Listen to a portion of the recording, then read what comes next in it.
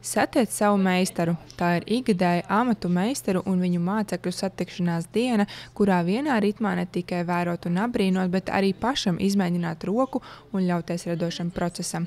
Stendes Tautas namā šogad uzmanība tika pievērsta ilgtspējai un dažādu materiālu otrreizējai izmantošanai, tādējādi piedāvājot apmeklētājiem ne tikai vērtīgas mācības, bet arī iespēju piedalīties procesos, kas veicina dabai draudzīgāku nākotni. Skatītājus intervējot, mēs saprotam to, ko viņi grib redzēt katru gadu. Un šogad Satiec savu meistaru ietvaros esam tieši savus pulciņu vadītājus piesaistījuši. Lidija Priedīte kā audeja pulciņš, šodien pulciņā mums arī Īna Valdere un nācis klāt vienīgi kaligrāfija. Viss ģeniālais ir vienkāršais. Tam piekrita Aušines pulciņu vadītāja Lidija Priedīte, kura interesantiem stāstīja un rādīja, kā top izturīgi paklājiņi no maizes plastmasas iepakojumiem.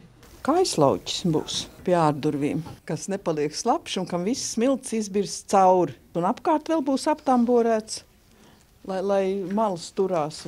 Man tam vecēm malas sākuši rullēties uz augšu, tāpēc es izdomāju, ka man jāuztais jauns. Ne tikai no plastmasas, bet meistares Ines Valteres vadībā pat no veciem auduma gabaliem un apģērbu Satiec savu meistaru laikā bija iespēja izveidot krāsainus lupatu paklājiņus, kuru pielietojums ikdienas dzīvē ir visai dažāds. Tāpat pārbaudīt katra paša pacietību aicināja kaligrāfijas meistaru Iveta Bedrīta. Viņa savu hobiju apgūst jau vairāk kā 5 gadus, bet kā pati atklāja, vēl aizvien nākas daudz mācīties un trenēt roku. Tostarp arī pašas organizētajās nodarbībās. Cilvēkiem ir interesi un cilvēki grib apgūt. Bet šeit ir tas mīnusiņš, ka ir jābūt ļoti lielai pacietībai. Te nepietiks ar vienu reizi, ka tu atnāks un tu uzreiz aizies mājās rakstīdams. Te vajag vismaz, kā minimums 10 nodarbības.